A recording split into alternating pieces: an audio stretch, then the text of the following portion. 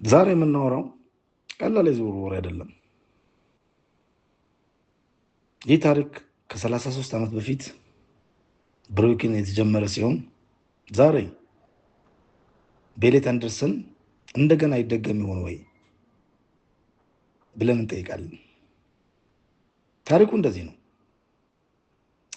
በ1993 ዓ.ም በእንግሊዝ ፕሪሚየር ሊግ ውስጥ ኖቲንግሃም ፎረስት ወደ ታችኛው ዲቪዥን ወርዶ ነበር። ሆኖም ግን በኖቲንግሃም ፎረስት አንጸባራቂ የመሃል አማካኝ ሆኖ የወጣ አንድ ተጫዋች ነበር። ስሙም ሮይ ኪን ይባላል። በወቅቱ የነበሩት የፕሪሚየር ሊግ ኃያላን ክለቦች ደግሞ የላንክሻር ክለብ ማንቸስተር ዩናይትድ እና ብላክበርን ሮቨርስ ነበሩ። እነዚህ ሁለቱ ክለቦች አንድ አማካይ ለመውሰድ ተፋጠው ነበር። ይህም አማካኝ ሮይ ኪን ይባላል። ሮይ ኪን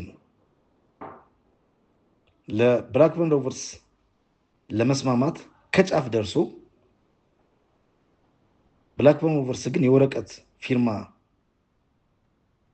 ፕሮግራም ግን አልጨረሰም ነበር። ምክንያቱም ደግሞ አርብ ስለነበረና የብላክበርን ሮቨርስ የክለቡ የስፖርት የቢሮ ሰራተኞች በእረፍት ምክንያት ወጥተው ነበር።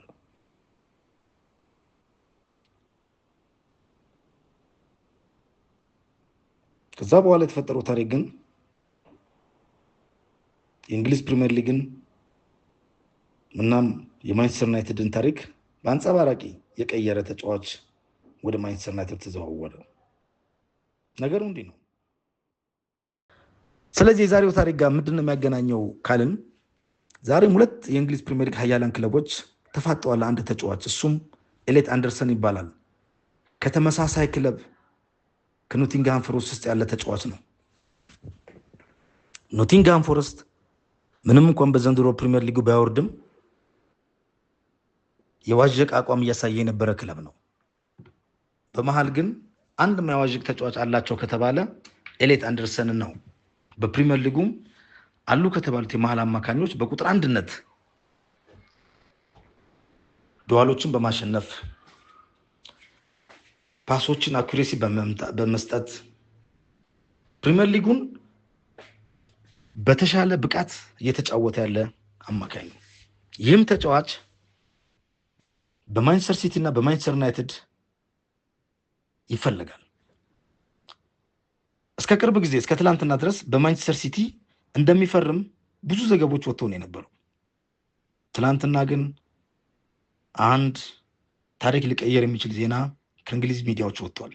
ይህም ዜና ኤሌት አንደርሰን ማንቸስተር ሲቲ እንደተባለ ሙሉ በሙሉ ጨረሰ ሳይሆን ዩናይትድም የተሻለ ክፍያ የዝውውር ካቀረበ ወደ ማንቸስተር ዩናይትድ ሊዘዋውር እንደሚችል ዘገባዎች እየወጡ ነው ያሉት። ኤሌት አንደርሰን ዘንድሮ ባደረገው ፕሪሚየር ሊጉ ላይ 38 ጨዋታዎች ተጫውቶ 4 ጎሎችን 4 አሲስቶች ሰጥቷል። በጠቅላላ ደግሞ ለኖቲንግሃም ፎረስት ከፕሪሚየር ሊጉ ከኒውካስትልም ጨምሮ ወደ 119 ጨዋታዎች ተጫውቷል። በሊጉም ከፍተኛ ኳስን የመንካት ሁለትዮሽን በማሸነፍ ፖሴሽንም በማሸነፍ ሜዳን አካሎ በመጫወት በፕሪሚየር ሊጉ ዘንድሮ ምርጥ ተጫዋች ነው። ከዛሬ 33 ዓመት በፊት የተፈጠረ ታሪክ ዛሬ ሊደገም ነው ወይ ደግሞ በዚህኛው የዝውውር ዘመን ይደገም ይሆን ወይ ብዬ እጠይቃለሁ። በ1993 ሮይ ኪንን ከኖቲንግሃም ፎረስት ካስፈረምን በኋላ ማንቸስተር ዩናይትድ አንድም ተጫዋች ከኖቲንግሃም ፎረስት ወደ ማንቸስተር ዩናይትድ አልተዘዋወረም። በአንጻሩ ግን ከማንቸስተር ዩናይትድ ወደ ኖቲንግሃም ፎረስት አንድ 4 ተጫዋቾች ሄደዋል። በቅርቡ እንኳን ኢላንጋ ሄደዋል፣ ጄሴ ሊንጋርድ ሄደዋል፣ ጄምስ ጋርነር ኤቨርተን ላይ የሚጫወተው የመሃል አማካኝ ሄደዋል። ከኖቲንግሃም ፎረስት ግን ወደ ማንቸስተር ዩናይትድ የመጨረሻው የተዘዋወረ ተጫዋች ሮይ ኪን ነው።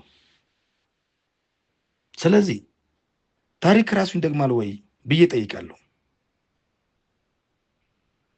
ዩናይትድ እንደሚታወቀው አዲስ ፕሮጀክትና ዋንጫን የመብላት እቅድ በ2028 ይዞ እየተንቀሳቀሰ ያለ ቡድን ነው። በአንጻሩ ሲቲ ደግሞ የጋርዲዮላ ዘመን አብቅቶ ጋርዲዮላ ከሲቲ ኮንትራቱ አልቆ በኤንዞ ማሬስካ ተተክቶ ለ26-27 የፕሪሚየር ሊጉ ዝግጅት የሚያደርግበት ሰዓት ላይ ደርሰናል። ይህም ኤሌት አንደርሰን በዋንጫ ላሸበረቀው ማንቸስተር ዩናይትድ ይፈርማል ወይስ ባለፉት 10 ዓመታት ፕሪሚየር ሊጉን ለተቆጣጠረው ማንቸስተር ሲቲ እና በሼክ መንሱር የሚመራው ግን ደግሞ የእንግሊዝ ፕሪሚየር ሊግ የፋይናንሻል ፌር ፕሌይ ቅጣት ለሚጠብቀው ማንቸስተር ዩናይትድ ይፈርማል፣ ማንቸስተር ሲቲ ይፈርማል የሚለው ጥያቄ በቀጣይ መልስ ያገኛል። እኔ ግን ታሪክ ራሱን ይደግማል ብዬ አንድ ጥያቄ ጠይቃለሁ። የሮኪን ታሪክ በኤሌት አንደርሰን ከ33 ዓመት በኋላ ኖቲንግሃም ፎረስት ለማንቸስተር ዩናይትድ አንድ ተጫዋት ጀባ ይላል ወይ ደግሞ ይሸጣል ብዬ ነው ማምነው። እሱም ኤሌት አንደርሰን ነው። እናንተስ ምን ትላላችሁ? እስኪ ሐሳባችሁን አስተያየታችሁን ጻፉልኝ። ይህ ቻናል ዩናይትድ ታክቲካል ሩም ነው። እኔ ርዕሶም ተስፋዬ ነው። ቻናሉን ሰብስክራይብ፣ ላይክ እና ሼር ማድረግ አትርሱ። በዚህ ቻናል ስለ ማንቸስተር ዩናይትድ ወቅታዊ ዝውውሮችና ትክክለኛ ተጨባጭ የሆኑ ዝውውሮችን እናቀርባለን። ስለዚህ ታሪክ ራሱን ይደግማል በሚለው ጥያቄ ላይ አስተያየታችሁን ስጡኝ። የእናንተንም ሐሳብ ልስማ። ለዛሬ ይህን ያቀረብኩት አመሰግናለሁ።